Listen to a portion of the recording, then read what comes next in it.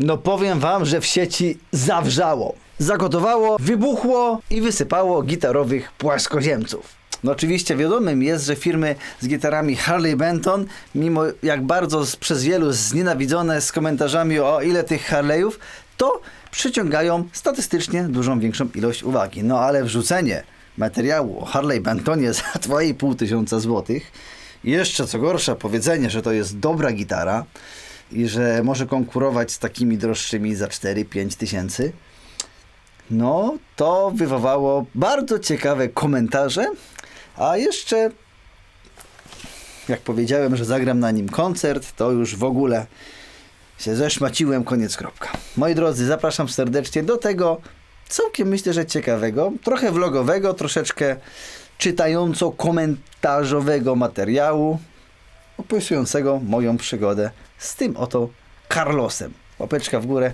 subskrypcja, dzwoneczek. Idźcie po popcorn albo po kaweczki. Zaczynamy!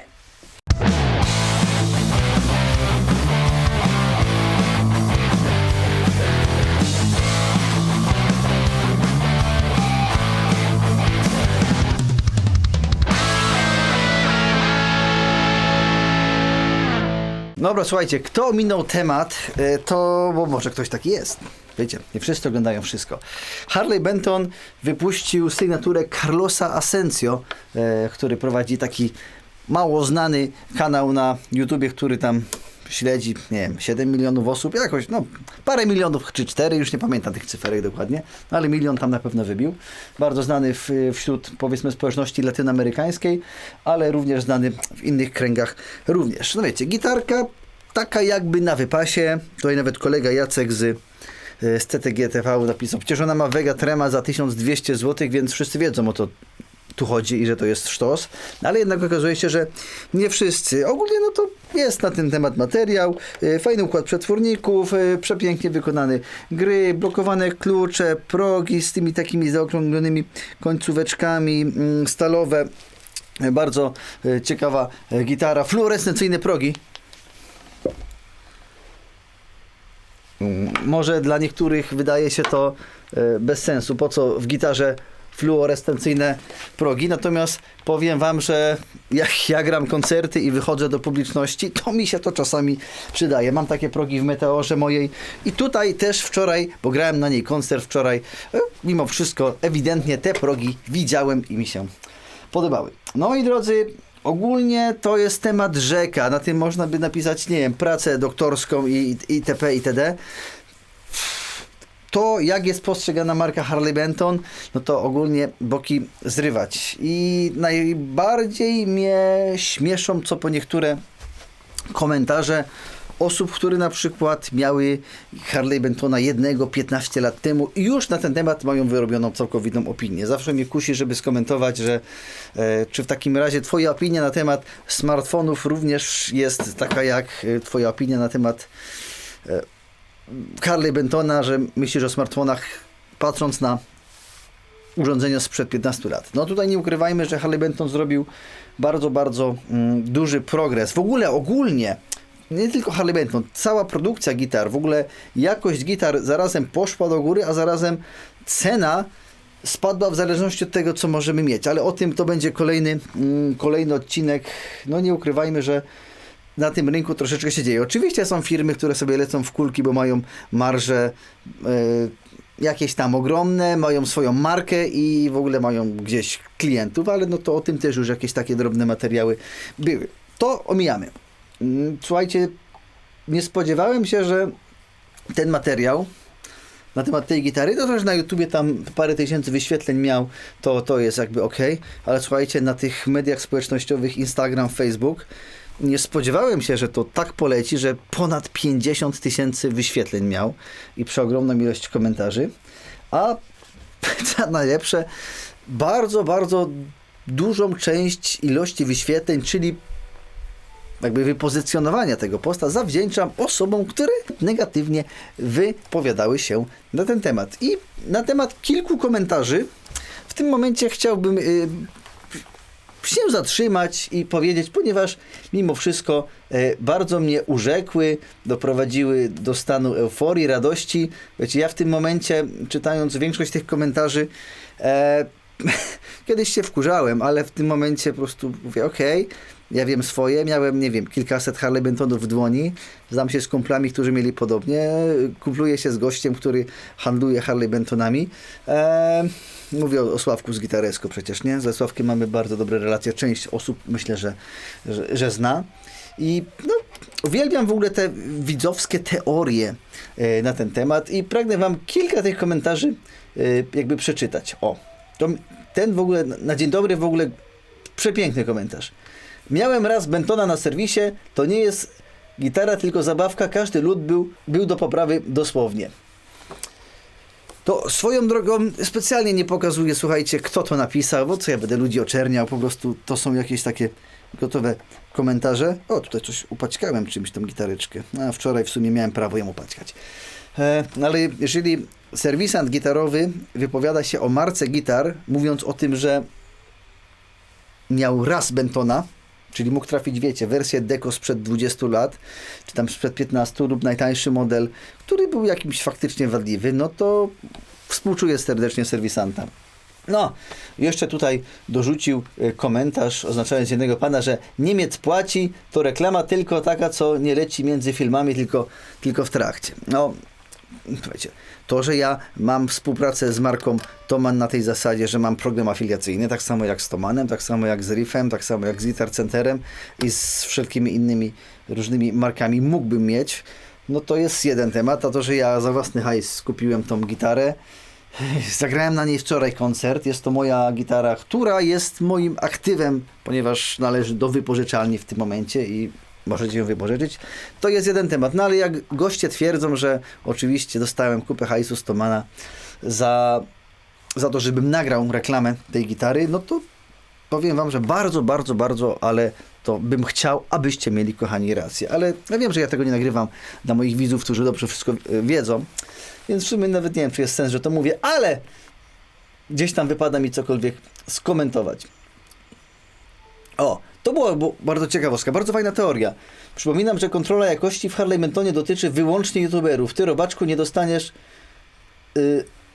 dobrze wykonanego HB. To był komentarz do innego gościa. Gostek ogólnie twierdzi, że gitary, które ja sam sobie kupuję, w ogóle to są z innego sortu niż te, które, nie wiem, wy sobie kupujecie, nie?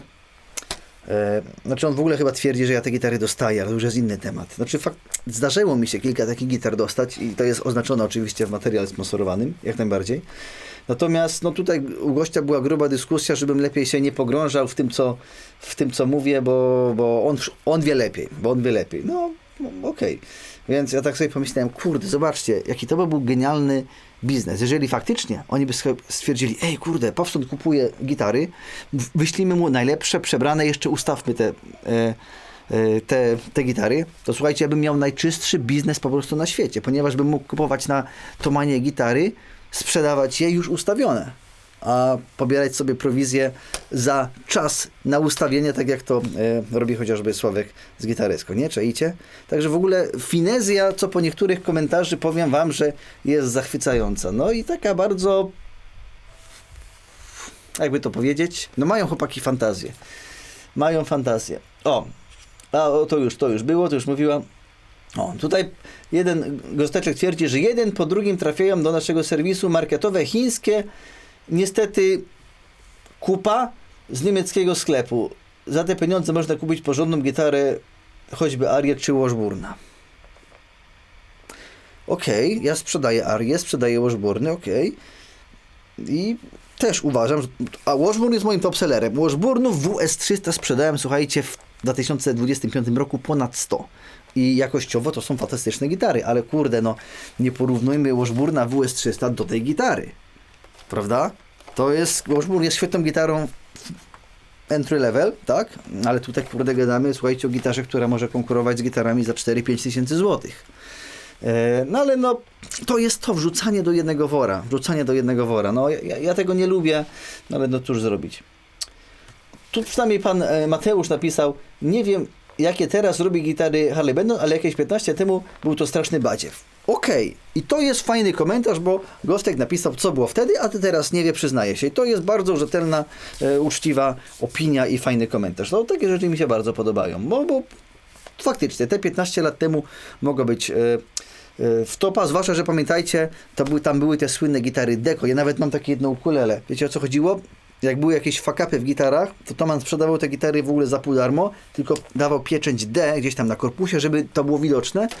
No i Polaczki kupowali te gitary i starali się naprawiać. Niektórym to wychodziło, niektórym nie i odsprzedawali dalej. I stąd też się czasami nabrała negatywna jakby informacja na temat Harley Bentonów, ale fakt, tutaj też wiele osób to potwierdzi, naście lat temu ta jakość ich była znacznie niższa. Zresztą jak wielu innych gitar na rynku. No ale gadamy o tym. O, to mi się podoba. Możesz tam wsadzić mostek, inne gałki przesunięte fantastycznie, to jest nadal Harley Benton. Jak chcesz, to kup to badziewie. Od razu słychać, że brzmi jak tani badziew. W ogóle bardzo mnie fascynuje to, że ktoś jest w stanie wysłyszeć, że to zabrzmi jak tani badziew, a coś innego nie zabrzmi jak tani badziew. Nawet jeżeli jest produkowane w tej samej fabryce, bo wiecie przecież dobrze, że Harley Bentony są produkowane w tych samych fabrykach, co inne znacznie droższe gitary i o tym też różne dyskusje były, ale zdjęcia i filmy z fabryk oczywiście, nie, to oszustwo, to scam, kłamstwo i tak dalej. No, nie będę tego tematu rozwijał, może gdzieś bardziej. O, to mi się za to bardzo spodobało. Być może gitara jest super pod każdym względem, ale wyjść na scenę z logiem Harfy Boga to trochę siara wśród szanujących się muzyków. Pozdrawiam, bo lubię poglądać nowości. Ja również Pana serdecznie pozdrawiam. No i powiem Ci, że w tym momencie, idąc tym tokiem myślenia, jestem bardzo nieszanującym się muzykiem i koledzy z branży też mnie nie szanują, no bo wyszedłem na scenę i zagrałem koncert na tej gitarze. Jurek Styczyński zrobił dokładnie to samo z dżemu. Tam też różne teorie były na ten temat i myślę, że wielu gitarzystów również zacznie wychodzić na scenie albo już grają koncerty na Harley Bentonie. Swoją drogą dajcie znać, jak zobaczyliście Harley Bentona kiedyś na scenie i tyle. Ale zaraz będzie kontrargument, no ale wszyscy grają na Fenderach, Gibsonach i Ibanezach i tak dalej. No okej, grajmy, ja też uwielbiam grać na Fenderach koncerty, ale w tym momencie myślę, że tamte osoby mają swoje ulubione instrumenty albo mają jakieś umowy i lojalki. Zresztą ich nie interesuje. To myślę, że nikt im nie podrzuci, ej słuchaj, zagraj na tym. A może podrzuci? Nie, może nawet nie wiedzą, że Harley Benton istnieje, bo grają tyle koncertów, że tak naprawdę się tym nie przejmują. Lub po prostu wiedzą, że oni chcą zagrać na Fenderze, bo faktycznie w swoim custom shopie za 20 koła, bo tam zgadza mi się jakby wyrównanie każdego dźwięku z osobno, a tu w tym Harley'u ten jeden dźwięk mnie wkurza i na nim grać nie będę. Tego nie będę dalej rozwijał, ponieważ no, moje dowody są zerowe, po prostu spekuluję teraz to, co myślę. O, to mi się podobało. To jest wulgaryzm. Chłopie, ty chyba te HB wkładasz sobie do łóżka, a przynajmniej kasę od nich za te farmazony. Sprawdźmy.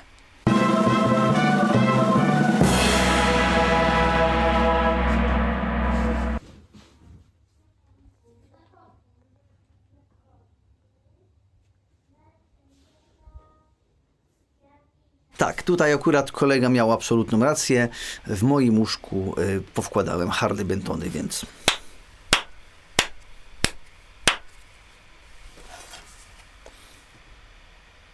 Przestać już się wygłupiać i wciskać ludziom to... Okej. Zostawiam Was, macie pole do manewru, do komentowania. Ile Toman płaci za takie opinie? Okej. No już Wam mówię. Zacznijmy od tego, że każdy, kto ma media społecznościowe, jakieś social media rozkręcone na minimum 5000 obserwujących, może do Tomana napisać wiadomość w prośbę o dołączenie do programu afiliacyjnego. Nawet jak jesteście dentystą, prowadzicie vloga z rybkami, możecie to zrobić, ponieważ macie rzeczy odbiorców. I możecie mieć bloga o rybkach, a w trakcie kup se fajną gitarę do Tomana i przekierowuje Was z Waszym reflingiem, więc każdy ma prawo to zrobić. A myślicie, że Google typu, nie wiem, porównywarki cen, Ceneo i tak dalej, na czym działają? Dokładnie działają na tej samej zasadzie. Na plikach cookies i na przekierowaniu poprzez jakieś reflinki. Dokładnie to tak samo działa. A te reflinki, to w ogóle wiele osób nie rozumie tego wszystkiego. Ja mogę, słuchajcie, nagrać materiał o efekcie, który sobie, nie wiem, kupię sam, albo dostałem w prezencie, mam go od 20 lat, ale na przykład jest dostępny na Thomanie. Sobie mogę go podlinkować, ponieważ wykonałem pracę, nagrałem materiał, wrzuciłem go, obrobiłem. Nagranie materiału dla mnie to jest parę godzin roboty z montażem. Jak ktoś chce, to może sobie kupić przez Reflinka, wspomóc tak moją działalność, bo to też głównie o to chodzi. Wy sobie nie zdajecie sprawy, jak bardzo, znaczy wy zdajecie. Wiele osób sobie nie zdaje sprawy, jak bardzo społeczność nasza gitarowa, ona i tak by kupiła w tym Thomanie i chce nam pomóc poprzez te zakupy, ponieważ nie dokładają się wtedy w żaden sposób do chociażby Patronite'a, czy nie rzucają nam kasy, po prostu wydają tyle samo, ile by wydali, ale wiedzą, że parę złotych, parę eurosów wpadnie nam za te linki rekomendacyjne. I oto jest ogromny ból dla niektórych. Oczywiście zdarzają się materiały sponsorowane. Ja od Thomana dostałem kilka gitar. Na zasadzie dostałem, żeby nagrać na ich temat materiał, ale ogromną ilość materiałów, które ja nagrywam wam, nadal nagrywam na gitarach, o których ja chcę nagrywać, bądź o które wy mnie prosicie, tak jak seria Tego chcieliście, gdzie te wszystkie najbrzydsze gitary na świecie wam ogrywam, ale to wy chcecie, a ja staram się też iść drogą widzów. No, ale to ja już omijam fakt, ponieważ nawet jak, słuchajcie, ja wrzuciłem wam filmik, w którym mówiłem o tym, że grałem na strunach Elixira i w Fenderze jednym moje struny Elixiry mają 5 lat, to i tak tam dostałem masę opinii, tym razem nie odnośnie Thomana, tylko że mi płacą za wciskanie ludziom kitu i tak dalej, więc tu nawet nie chodzi o Thomana i nie chodzi o Harley Bentona, chodzi po prostu o ból zadku i koniec, kropka, co po niektórych. No ale ja się bardzo cieszę, ponieważ dzięki temu przepięknemu, organicznemu wypromowaniu mój materiał dotarł m.in. do samego Carlosa Asencio, który bardzo grzecznie podziękował za niego. Także bardzo wam wszystkim jeszcze raz za komentowanie dziękuję serdecznie. O! Miałem Bentona i sprzedałem, nigdy więcej. Ileż merytoryki w tym wszystkim, nie? Ileż merytoryki. To tak jak ktoś miał pecha z samochodem marki X, no i już do końca życia marki tego samochodu nie kupi, nie? No bo miał pecha i tyle. Słuchajcie, ja po części rozumiem to wszystko. Tutaj ktoś napisał, mam wrażenie, że wszyscy zachwalają te Bentony, jest to dla mnie podejrzane. No to powiem ci, że konkretne śledztwo powinno być zatrudnione. Krzysztof Rutkowski musi być. Ja wam powiem tak. Mogę się oczywiście mylić, ja tutaj nie jestem jakąś wszechwiedzącą postacią, ale mam wrażenie, że te wszystkie komentarze totalnie negatywne, jeżdżące, że to paździerz, że na tym się nie da grać, a swoją drogą, jeżeli chcecie posłuchać, jak brzmi paździerz, prawdziwy paździerz, to przypominam wam o moim paździochu, czyli o gitarze wykonanej z płyty OSB z Castoramy, którą mi zrobił Jacek Kiedo. Zresztą swoją drogą marka OSB Guitars również niebawem się na kanale pojawi i wtedy będziemy o prawdziwych paździerzach mogli gadać, a na razie proszę nie obrażać i nie wypowiadać się na temat paździerzy, ponieważ to prawdziwym paździerzem nie jest. Na prawdziwy paździerz jeszcze przyjdzie czas. Tak, wracając do tego wszystkiego, mam wrażenie, że jestem właściwie przekonany, że na ten temat wypowiadają się osoby właśnie, które tych Harley Bentonów miały przykładowo jedną sztukę rok temu, 15 lat temu, czy 10 lat temu, no może 2 czy 3. I to jeszcze najprawdopodobniej nieustawioną po jakimś wujku Włodku, kumpla i tak dalej. Ja nie powiem, że nie. Mi też się zdarzyło zamawiać pod klienta gitarę, chociażby CST-24 zamówiłem, którą zresztą bardzo wychwaliłem na filmie. I przyszła do mnie gitara zamówiona dla klienta, bo klient chciał, żebym to ja ją wymacał, ja ją gdzieś tam pokręcił, poustawiał i tak dalej. I przyszła, słuchajcie, z wystającym progiem, że się zrobiła huśtawka i nawet o tym shorta nagrałem, więc jeżeli coś jest nie tak, to ja również to oczywiście zgłaszam i o tym mówię. No, przy czym ja tych Bentonów miałem kilkaset tutaj i z jakieś większe fuck-upy może miało, nie wiem, kilka sztuk. No to już Sławek na ten temat się bardziej może wypowiedzieć, ale to nie dzisiaj w tym materiale. Natomiast bardzo mimo wszystko dziękuję tym wszystkim osobom, którzy tak wjeżdżają na mnie, mają dziwne teorie, ponieważ nawet nie zdajecie sobie sprawy, jak wy robicie fantastyczną robotę ze swoimi komentarzami, pomagając mi rozwijać kanał, pozycjonując go dalej, bo dzięki waszym elokwentnym i opartym na merytoryce i na doświadczeniu waszym komentarzom, moje materiały trafiają do znacznie większej ilości osób, którzy bardziej doceniają moją pracę i serdecznie wam za to wszystkim bardzo, bardzo dziękuję. No, a tutaj w ogóle jest jeszcze jedna teoria, której akurat nie mam w podręki w komentarzu, ale ona wielokrotnie się pojawia, że my, youtubery, to w ogóle się sprzedalimy i Niemcom i promujemy Harley Bentony, bo za to nam płacą właśnie dzięki tym linkom afiliacyjnym. Natomiast pamiętajmy, że Thomann ma program rekomendacyjny na cały asortyment.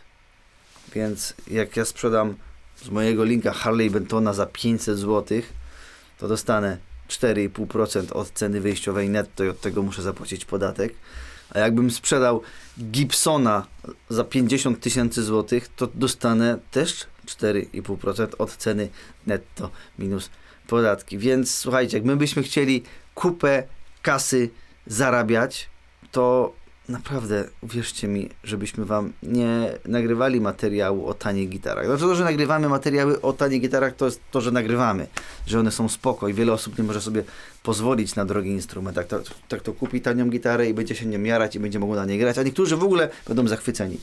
Ale jakbyśmy chcieli zarabiać kupę hajsu, to byśmy wszystkim wam mówili: kupuj ta Fendery, kupuj te Gibsony i to tak minimum z custom shopu, bierzcie kredyty, chwilówki zaciągajcie, sprzedajcie nerki, bo to są prawdziwe gitary, prawdziwe drewno, prawdziwe brzmienie, a tych tanich to nie kupujcie. I wtedy byśmy, słuchajcie, nam się prowizja zgadzała, bo byśmy zarabiali 100 razy więcej prowizji niż w tym momencie to wychodzi. No ale tak nie jest, tak nie jest. Chociaż tak naprawdę powinienem zająć się bardziej promocją fortepianów, na przykład za 500 000, i o tym nagrywać recenzję i kupcie sobie fortepian za 500 000. No.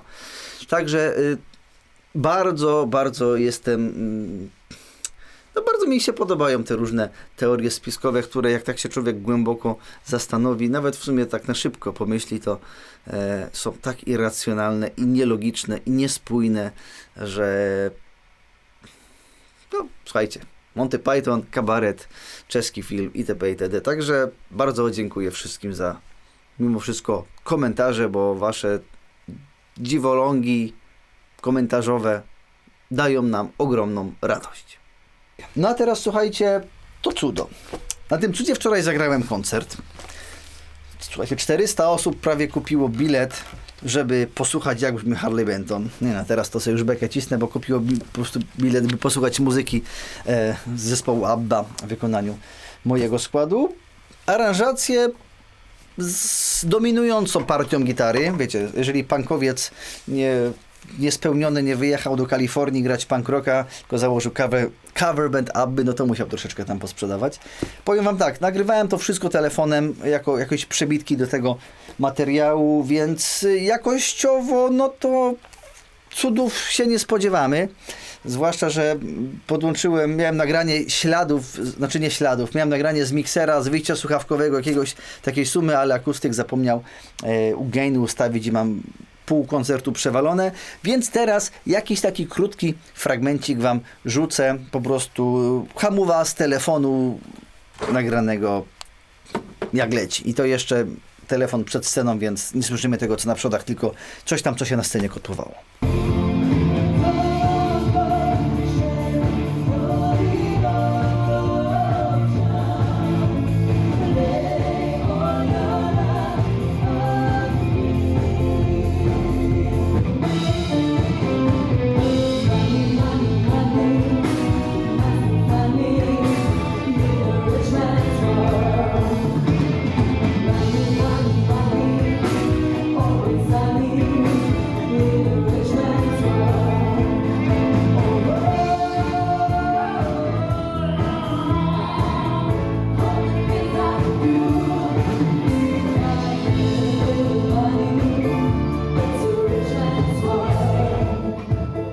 Czy dźwięk jest? Dźwięk jest. Czy jest wspaniały? Powiem wam szczerze, że Gram koncerty na wielu gitarach, ponieważ po to mam ich tyle, żeby za każdym razem na scenie jarać się jakąś inną. I ja jakichś większych różnic nie zauważyłem. Ale teraz jeszcze dla Was mały fragmencik, już powiedzmy z jakiegoś tam utworku, gdzie ten dźwięk, powiedzmy, że z gniazda słuchawkowego wyszedł.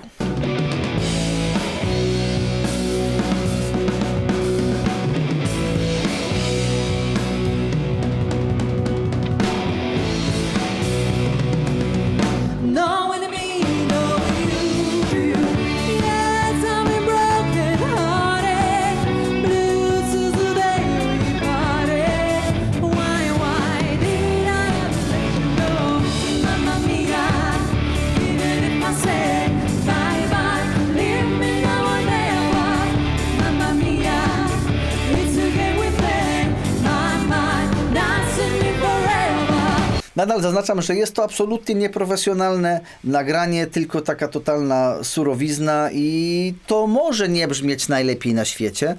Natomiast, no, a posłuchajmy jeszcze czegoś.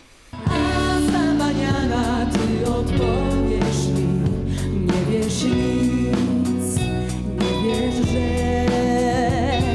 skończyła się piękna przygoda, wiecznie trwać przecież nie mogła. Hasta mañana, miły, hasta mañana, bywaj zdrów.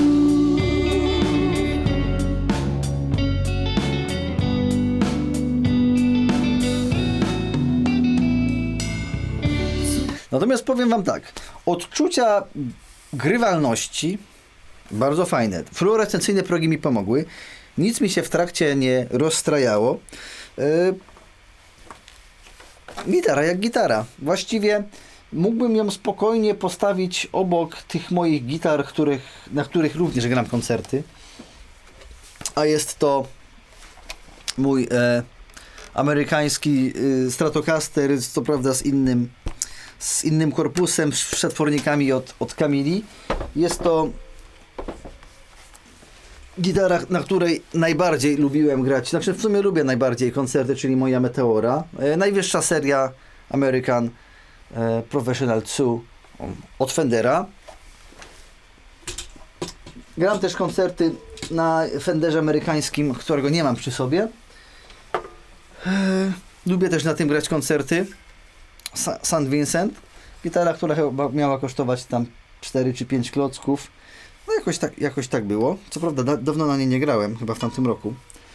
No ale jest fajna. No i też lubię sobie czasami zagrać na Fujigenie, którego nie mam przy sobie, i na Nicku Johnstonie, który tam stoi. No oczywiście każda z nich ma jakieś takie inne niuanse, ale no przyznajmy sobie szczerze, te niuanse ja często słyszę, będąc tutaj w totalnie sterylnych warunkach, kiedy gram na scenie. Tutaj coś dudni, tutaj coś, tu jakieś składowe, tutaj akustyk inaczej ukręci to brzmienie. Mimo że stoję przy wzmaku i słyszę, jak to powinno brzmieć, to na przodach może być zupełnie inaczej. W różnych miejscach w sali może być zupełnie inaczej. I no, póki co jeszcze nie zdarzyło się, że ktoś przyszedł do mnie i powiedział: panie, ale ta gitara to było słychać, że pan gra na Harley Bentonie, to się nie nadaje, proszę mi oddać pieniądze za bilety, które zapłaciłem. No nie, tak nie było. Kiedyś, ja wiem, że zaraz się zacznie teoria, że oczywiście, że to tylko słychać na wielkiej scenie, to ginie w miksie, razem przy zespole, bla bla bla bla. No, jak widać, tutaj mi gitara w miksie nie zginęła, wręcz była bardzo słyszalna. Nawet te splity, bo chyba Waterloo grałem na splicie, tak też mi się wydaje. Słychać tą taką jazgotliwość i to chciałem osiągnąć i to jakoś to nawet grało. Wszystkie ręce do góry!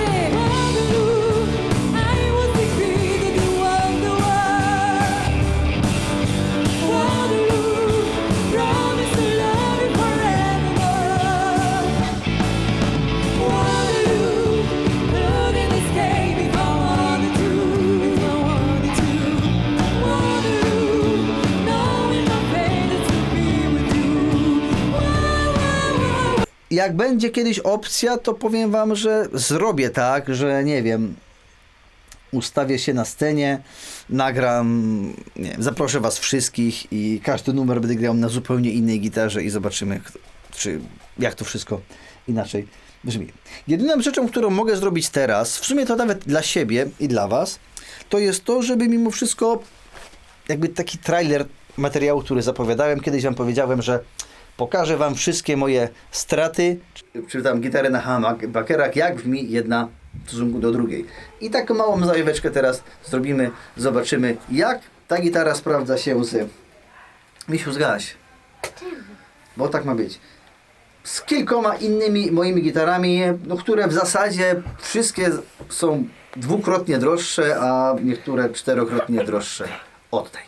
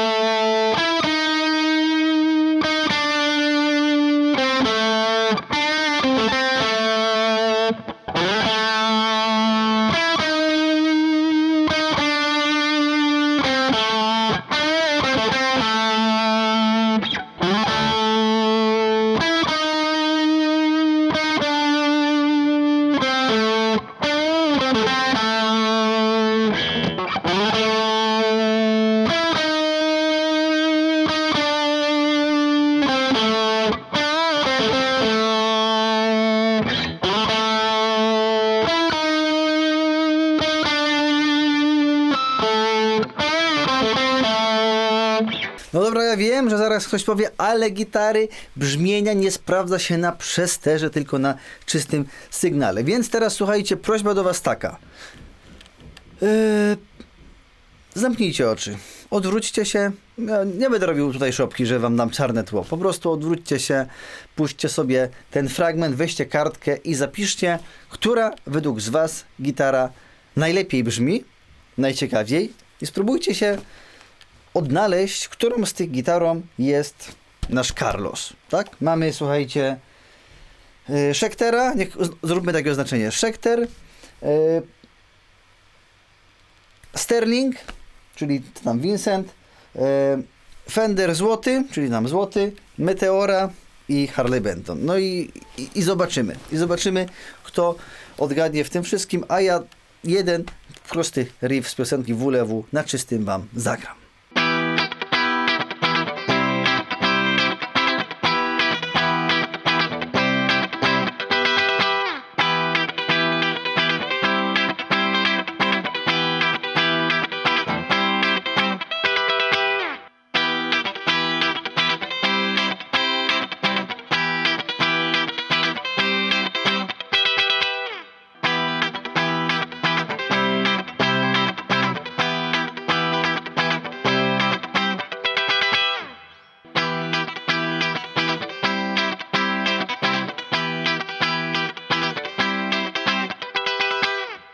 No dobra, i teraz cofnijcie się i sami sprawdźcie, co wam wyszło i napiszcie po prostu w komentarzach, co wy na ten temat sądzicie, a teraz coś absolutnie niesprawiedliwego, czyli fragmencik na przystawce przy gryfie, więc właściwie tylko Schecter, Fender złoty i Carlos powinny się ze sobą porównywać, a dwie pozostałe mają humbuckery, więc lipa.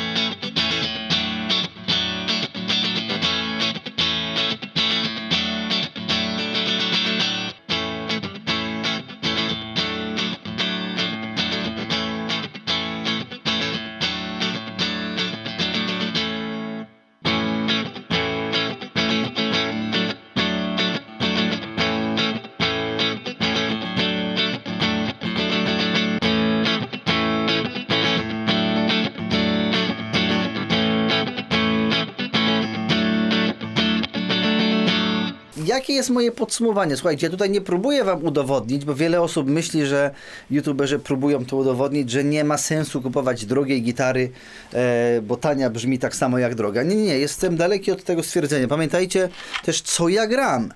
Ja mimo wszystko w Abbie jakiejś wybitnej wirtuozerii gitarowej nie prezentuję. Jest to granie akordowe, czasami jest jakieś solo.